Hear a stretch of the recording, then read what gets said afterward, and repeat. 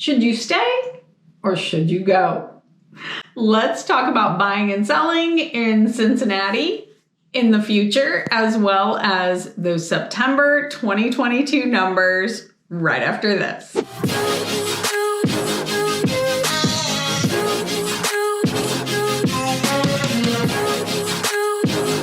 Hi, I'm Rhonda with Comey & Shepherd Realtors, and yes, there's a lot of stuff out there on the news, people trying to scare you, and I think the biggest thing that I need you to understand is Cincinnati is not New York.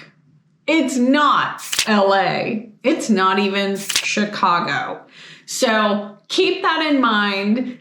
Let's go through the numbers and then we'll come back to this. We are into the fall season, and typically things do start to slow down a little bit.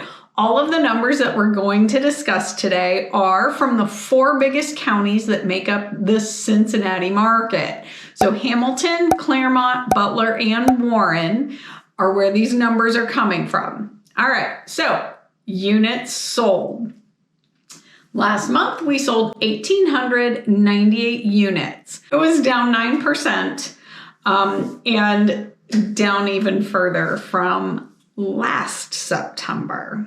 Our lowest price property was $25,500. It was a 1-bedroom, 1-bath, and it was missing drywall. This was in Tate Township over near Bethel, so Claremont County, and it had been on the market for 118 days. It started at $28,900. So even though this wasn't a very large lot, they were still able to get $25,500 for it. So I applaud the sellers and the listing agent for getting that done. All right, our highest priced property was a 6-bedroom, 9-bath home in Indian Hill, built in 2015.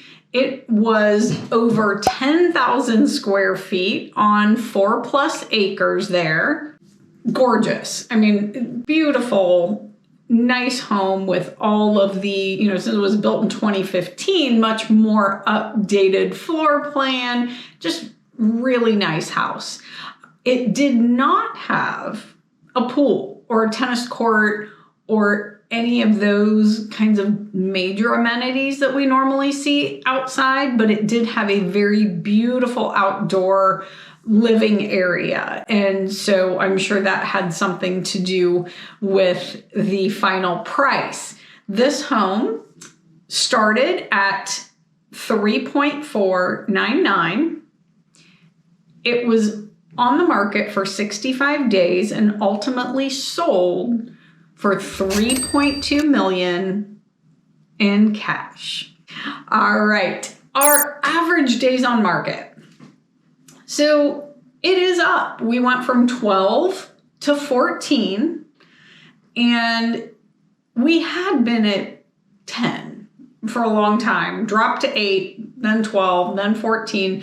So it is kind of on an upward trajectory, but our median is still 4. And I believe that a good reason that we're still at 4 as that median is we do have a lot of sold before sent or off-market sales. And then we also have this thing where people can take a property and take it off the market, relist it, and it starts the temporary clock. But you have this bigger kind of cumulative days on market from the beginning. The clock doesn't really restart until after the property has been off the market fully for 30 days. Some of you sellers may need to know that. So we are going to start tracking the cumulative days on market as well. Currently, we have about 1,895 listings available. And when I say that, 30% of that is new construction, 30% of the new construction is actually started. So not really 1,895 available, but 1,895 listings in our MLS. And that's right around that 1 month of inventory. We sold 1,898 units last month. Now, if sales go down a little bit in October, that 1,895 units could be more than 1 month of inventory. So we're just going to have to wait and see. You got to come back next month and see what the results are. Our average sale this month was $312,000. That was down 3% from the prior month, but up 6% from last year. So overall, prices are still up, and 3% down is kind of our normal fall drop. It's actually last year it went down 11% in September. Our sellers and homeowners still have lots of equity in their homes, which is awesome. But the question was asked, should you stay or should you go? Yes, the media wants to scare you. I mean, otherwise they wouldn't sell advertising if no one watched, right? But Cincinnati is not some of these other major metro areas. Yes, we're a decent sized, city with lots of suburbs and lots of surrounding rural areas that are still close to a downtown area, which is thriving with sports teams and colleges and, all that stuff. The reasons that people love Cincinnati. Okay, but back to the question we asked at the beginning. Should you stay or should you go? Well, on the buyer's side, your interest rates have just gone up to 7%. And we're told they're going to continue to rise. So I guess my feeling is if you need to move and renting is just...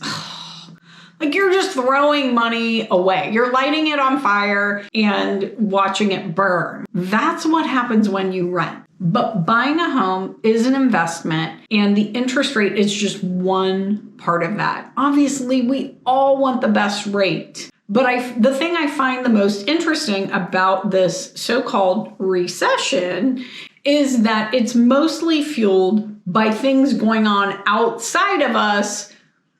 The U.S. economy, from what I can tell, is still pretty strong. This is nothing like 2008 where everybody's getting laid off and every other day there was something horrible that was just happening. And I mean, I can tell you, I opened a business in the fall of 2007. During 2008, I feel like I worked 70 hours a week every week because failure was not an option, and food costs and all of those things had gone up. I had to figure out a way to make it work, and cutting labor was about my only option. We're not there yet. Now, I'm not saying we won't get there, but that's not where our economy is. It's still actually pretty strong, but costs have increased from what I can tell due to outside forces. So buyers, again, renting, not the best option. If you can buy and you can find something that works for you, buy it. Don't let whatever anybody else is doing or what the government says or what the news people are saying stop you from getting to your next goal or making your life better. Because real estate really is a legacy. You have something of value. You just got to take care of it. All right. Sellers, though, should you stay or should you go? Well, selling is still, we're still 6% above last year in pricing. So that's not a bad thing. Is it going to stay that way? As interest rates rise, buyers lose buying power. So if those buyers were at $500,000 at 5%, when it went to 6, they're at 450. When it went to 7, they went to 405. So you may be looking at some different buyers, but you could probably still sell your home at a reasonable price for the neighborhood. And you're probably going to get the house that you want at a little bit better cost. So we talk about this all the time, well, I'm gonna not make as much when I sell. Yeah, but you're not gonna spend as much when you buy. Do you win or lose on that one? I feel like it's still a win. But you tell me what you think. Certainly, I'd love to know how you feel about it. But yeah, the other part of that is we're seeing some sellers, and I totally encourage this if that price is really important to you. You don't want to make your neighbors be mad at you because you sold for, $50,000 or $100,000 less than everything else in the neighborhood. Well, maybe you make some concessions like, okay, we're going to do this price, but we're going to give you closing costs. We're going to give you some money to buy down your rate. We are going to pay HOA fees for you for a year. And there are some neighborhoods where whether it's a yearly fee or it's a monthly fee, like that can still be super helpful for any buyer. It's an incentive, but it allows the seller to keep a price, but it gives the buyer a little more cash so that they can make all the numbers work.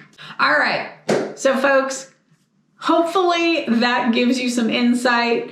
I really think the market is going to continue to do its kind of normal fall thing, and it may come down depending on the weather. It may come down a little more than normal, but I still think we're not going to lose value. I don't think you're going to see 2008 happen again. So just hold on, grab your blankets, grab your coffee or your cocoa, and let's go enjoy winter. We'll see you next month.